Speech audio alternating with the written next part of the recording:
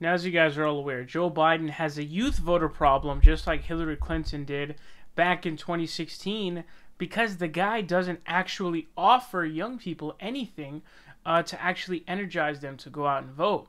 Now, this video you're going to watch is pretty cringy. I guess they're trying to manufacture consent or, trying to mold the narrative here. It's pretty interesting. It says students across the nation know Joe Biden. They know he has the bold vision our nation needs, and they're working hard every day to get him in the White House. Join them.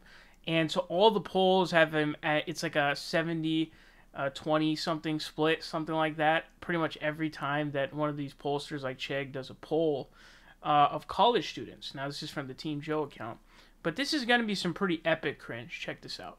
It was like outside. I was kind of just standing there on my phone. We all knew that he was coming out. I was just like, "Hi, Vice President Biden, how are you?" Like, I was like freaking out. And, like, I just hear like a roar, and then I was just like, oh my gosh, you can kind of see him from like the very back of my selfie. It's been my Facebook profile picture for the last 4 years. It's not a very good picture of me, but it is a picture of me with Vice President Joe Biden. I lived in Delaware all my life, so I grew up, you saw him at the grocery store, getting some coffee on our college campus. I worked at the university, and he just came and he walked into my job, asked us a couple questions about what we like to do. He's really trying to get to know each one of us, and you could see that, you know. He's just like your cool family member that you know, or like a family friend that you just spoke to. Like, hi, but like, I wouldn't call him Joe, but like if I knew him well enough, I'd be like, hey Joe! That's the kind of vibe I get from him. I've always loved politics. I've been involved in campus organizing since my freshman year. All politics is personal when you live it. The reason I'm here today is because I really believe in Joe Biden. Please keep doing your thing. Like, I need you to win. I love this guy, and I gotta help him become president for sure. I support Joe Biden for president because of the Obama-Biden memes.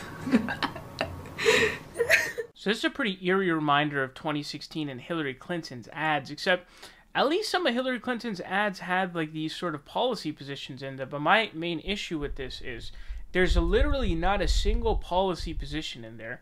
So what you're supposed to do is be like, have these people on who are like, oh yeah, I support Joe Biden because he's going to offer me this or that, and he's going to help my family. You're supposed to tell his story about how your family's in trouble and how it's been going through hardship and how Joe Biden is going to aid your family. Doesn't look like they were able to do that. Not a good look for these folks and the Joe Biden campaign. And I think there's another indication as to why I think they're going to lose. First of all, they're lying. Obviously, students are not behind Joe Biden at all. But there was not a single policy position in there. It was all about, oh, I saw him. I love him. You know, he may have given me a little sniff and touched me a little bit weird, but it's all gravy because it's the vice president. So it's all good. You know, if he wants to get a little sniff in, it's all good. But only because he's the VP. You don't do it. Only because it's him. He's VP. It was worth it.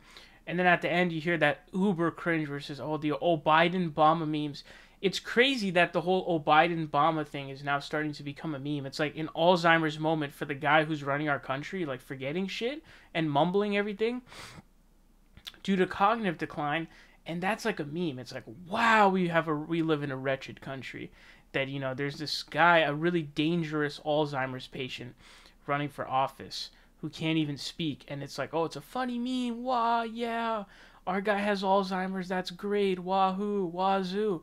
Like, no, that's not funny. That's not cool. That's dangerous. Having the guy with the nuclear football can't even say Biden Obama or Obama Biden. He says, oh, Biden Obama. And this is so cringe, man. I mean, the cringe level really is over 9,000. And so if you don't offer students anything, I mean, they're not going to come for you. They won't vote for you. And this is one of the things I think that ultimately, I think incumbency is pretty powerful. So we tend to, last one-term president was George H.W. Bush. And if Ross Perot didn't run, I'm not so sure if he would have been a one-term president. This country loves two-term presidents for some reason. It's pretty rare to replace.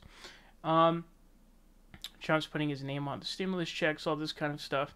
So I think he's probably going to win. Now I'm going to give like a 20% chance to Joe Biden just to do with the senior vote and the Roni.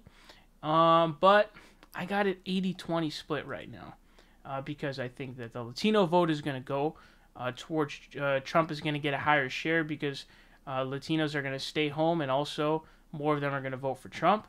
And because they don't like Joe Biden. They didn't like Joe Biden and Obama, and so they're not going to go for Joe. And they voted for Bernie in droves. I think young people are not going to show up at all for Joe Biden, not even close.